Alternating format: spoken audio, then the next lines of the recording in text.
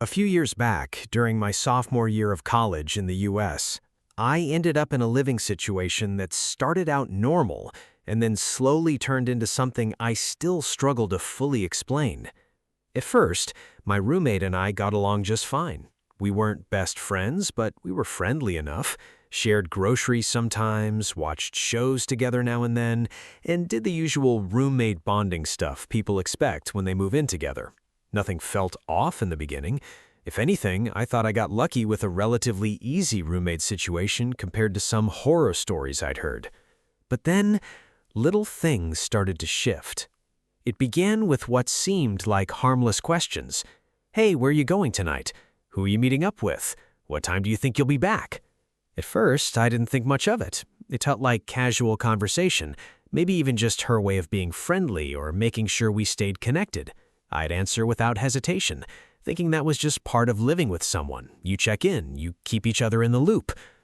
But over time, those questions stopped feeling casual. They became expectations. If I didn't tell her my plans in advance, she'd get weirdly distant. If I changed plans while I was already out, like deciding to grab food with friends after an event instead of heading straight home, I'd come back to long, emotionally loaded messages. Paragraphs. Not just, hey, I wish you told me, but full-on accusations. She'd call me inconsiderate, unreliable, even a bad friend. The tone would escalate fast, and the language got harsher the longer it went on.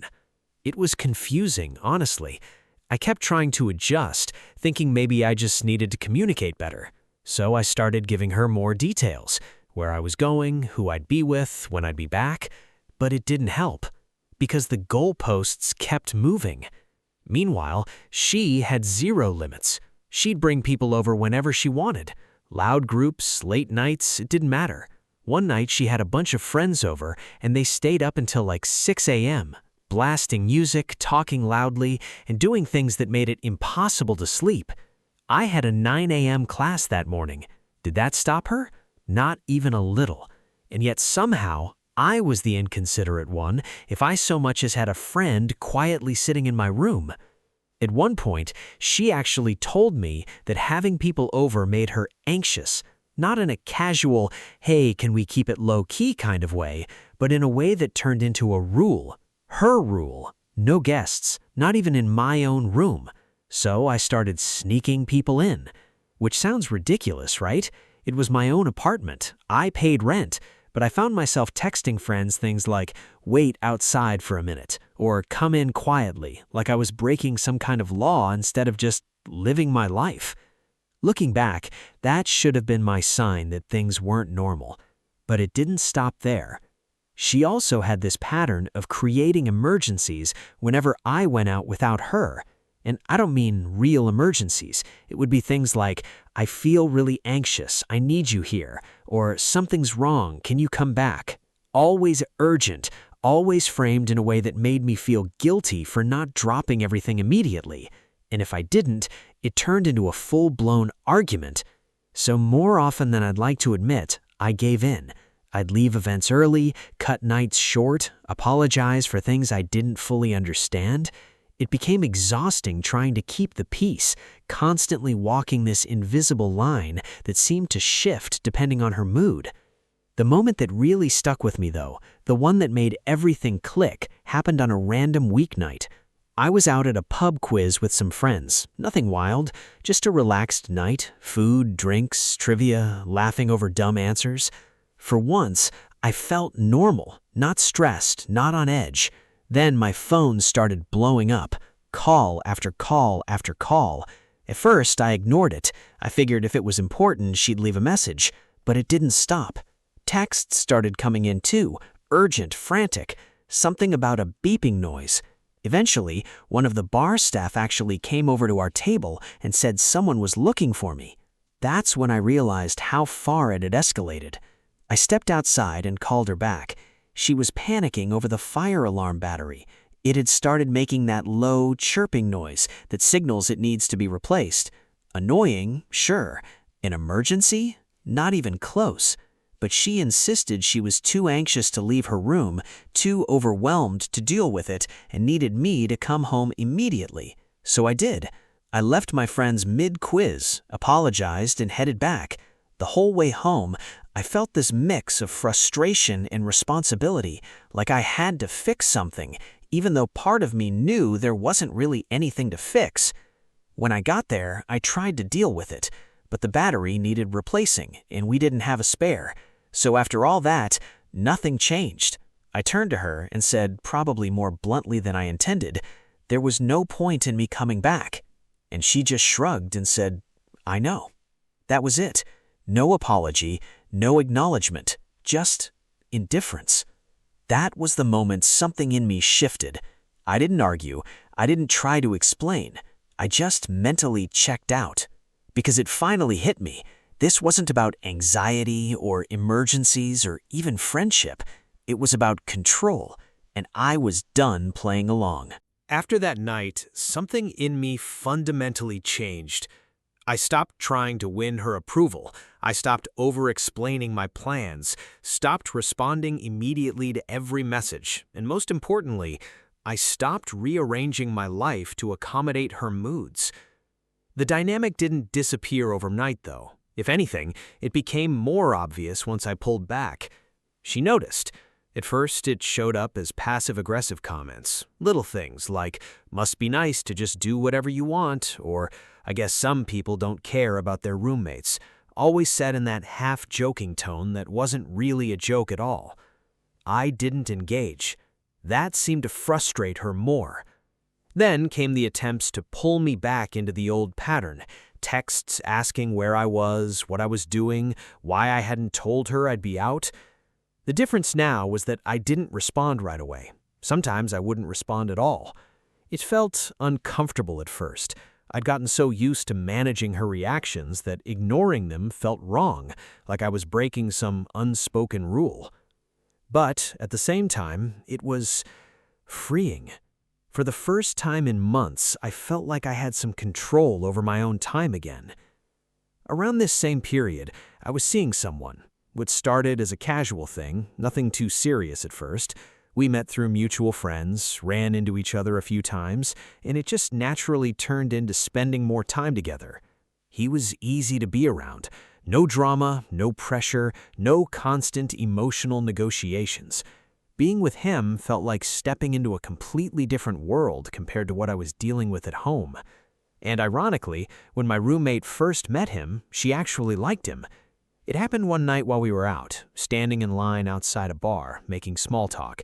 She told me afterward that he seemed like a good guy, which, coming from her, felt like a rare moment of approval. At that point, there were no issues. But that changed fast. The moment she realized that things between us had become more than just casual hanging out, that we were actually sleeping together, her entire attitude flipped. It wasn't subtle. She started making comments about him out of nowhere, questioning his intentions, criticizing things that didn't even make sense, acting like she suddenly knew something about him that I didn't. At first, I thought maybe she had a legitimate concern. I even asked her directly if something had happened or if she'd noticed something specific. She couldn't give a clear answer. It was just vague negativity. Looking back, it had nothing to do with him. It had to do with the fact that I had something in my life that didn't revolve around her, and she didn't like that. The tension in the apartment got worse after that. Conversations became shorter, colder. She'd either ignore me completely or pick fights over minor things that didn't matter. But I kept doing my thing. I kept seeing him. And that's when she crossed a line that, honestly, made everything crystal clear. One evening, completely out of nowhere, she sat me down and said we needed to talk. The tone was serious, like she was about to set some kind of boundary or address a major issue. Instead, she told me that if I slept with him again, she would stop speaking to me. Just like that. No discussion, no compromise, just an ultimatum. For a second, I genuinely thought she was joking. I even laughed a little, waiting for her to backtrack or clarify. She didn't. She doubled down. She framed it as something about respect, about how my choices were affecting her, about how she couldn't be around that kind of behavior. The reasoning didn't fully make sense, but the message was clear. Do what I say, or deal with the consequences. And in that moment, I realized just how far things had gone. This wasn't a misunderstanding, it wasn't miscommunication, it wasn't even just controlling behavior anymore. It was someone trying to dictate my personal life, who I saw, what I did, what I chose to do in my own space. And for the first time, instead of feeling guilty or confused, I felt calm, because the answer was obvious. I wasn't going to let her control that. So I didn't argue. I didn't try to justify myself. I didn't explain my feelings or negotiate. I just said, okay, and left it at that. But in my head, I'd already made my decision. That weekend, I saw him again, and I didn't sneak around. I didn't try to be quiet about it. After months of feeling like I had to shrink myself, lower my voice, hide normal parts of my life just to avoid conflict, I was done with that. We hung out like we normally would, talking, laughing, enjoying each other's company. There was nothing calculated about it in the beginning. It was just normal.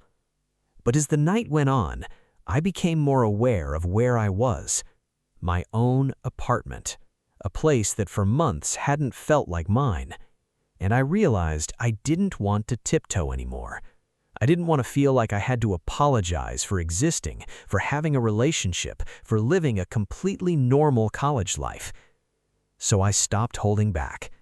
Not in a dramatic, over-the-top way, but in a way that was intentional, unapologetic. For the first time in a long time, I wasn't thinking about how she would react, or what message I might wake up to, or whether I was crossing some invisible line she'd created. I was just living. And honestly, it felt incredible. Not because it was rebellious or petty, but because it was the first real moment of taking my space back, of reminding myself that I wasn't doing anything wrong, that I didn't need permission to live my own life. And whatever happened next, I was ready for it. The next morning, the apartment felt different.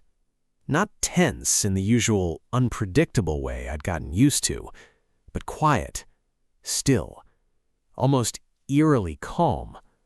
At first, I thought maybe she wasn't home, but as I moved around, grabbing water, making coffee, going about my morning routine, I could feel her presence without actually seeing her. Doors stayed closed, no background noise, no passive-aggressive comments drifting through the walls. Just silence. And then I noticed it. A piece of paper on the counter. Folded once, my name written on the outside in sharp, deliberate handwriting. I didn't even need to open it to know what it was, but I did anyway. It wasn't long, just a few lines, cold, direct, and exactly what she had promised. She wasn't going to speak to me anymore. No discussion, no argument, no attempt to resolve anything. Just a statement written out like a rule being enforced. And honestly, I felt relieved. There was no anger, no urge to respond, no need to defend myself. After everything that had built up over the past few months, the constant tension, the emotional back and forth, the pressure of trying to manage someone else's reactions, silence felt like peace. So I didn't reply.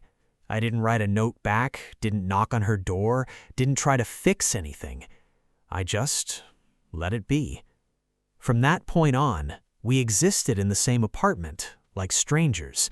If we needed to communicate about something practical, rent, utilities, shared spaces, it happened through notes. Short, functional messages left on the counter or slipped under doors. Trash day is Wednesday. Your package is here. Electric bill is due. That was it. No emotion, no conversation, no conflict. And somehow, it was the easiest the living situation had ever been. Without the constant monitoring, without the unexpected arguments, without the emotional pressure, I felt like I could finally breathe in my own home. I didn't have to explain where I was going. I didn't have to justify who I was with. I didn't have to brace myself for a reaction every time I walked through the door. I just existed. And for the first time since moving in, the apartment actually felt like a place I could relax. Of course, it wasn't perfect. Living in total silence with someone you share a space with is still strange. There were moments of awkwardness, passing each other in the hallway without acknowledgement, timing things so we wouldn't both be in the kitchen at the same time. But even that was better than what came before, because at least it was predictable. At least I knew where I stood. And most importantly, at least I had my autonomy back. Around this time, I also started making plans to move out. Originally, I'd intended to stay through the full lease term. It seemed easier, more practical, but after everything that had happened, I knew I didn't want to stay any longer than I had to. So I started looking for other options, asking friends, checking listings, figuring out what I could realistically afford on short notice. Luckily, the timing worked out. I found a new place within a few weeks, nothing fancy, but it felt like a fresh start, a clean slate. And once I had that secured, everything else became a countdown. The last few weeks in that apartment were surprisingly calm. We stuck to the unspoken agreement: no talking, no interference, no crossing into each other's space more than necessary. It was almost ironic. After months of chaos, arguments, and control, the most functional version of our living situation came from complete disengagement. The day I moved out, there was no dramatic goodbye, no confrontation, no closure conversation, no final attempt to resolve anything. I packed my things, loaded them into a car, did a final check of my room, and left my key on the counter. That was it. She stayed in her room the entire time, and I didn't go looking for her, because by that point, there was nothing left to say. As I walked out of that apartment the last time, I remember feeling lighter than I had in months. Not just because I was leaving a difficult situation, but because I'd finally stopped trying to make sense of something that wasn't healthy to begin with. Looking back now, it's easy to see the patterns: the control disguised as concern, the double standards, the way boundaries were ignored unless they were hers. At the time, though, it happened so gradually that I didn't fully recognize it until I was already in it. And that's probably the biggest takeaway for me. Not the dramatic ending, not the silent standoff, not even the loud night that set everything off, but the realization that I should have trusted my instincts sooner. That discomfort I felt early on, it wasn't something to rationalize or work around. It was a warning. Still, in a strange way, the ending worked out better than I could have planned. Because once she stopped speaking to me, the power dynamic disappeared. There was no one left to control, no reactions to manage, no expectations to meet. Just space. Quiet, uncomplicated space. And ironically, it was the best that apartment had ever felt.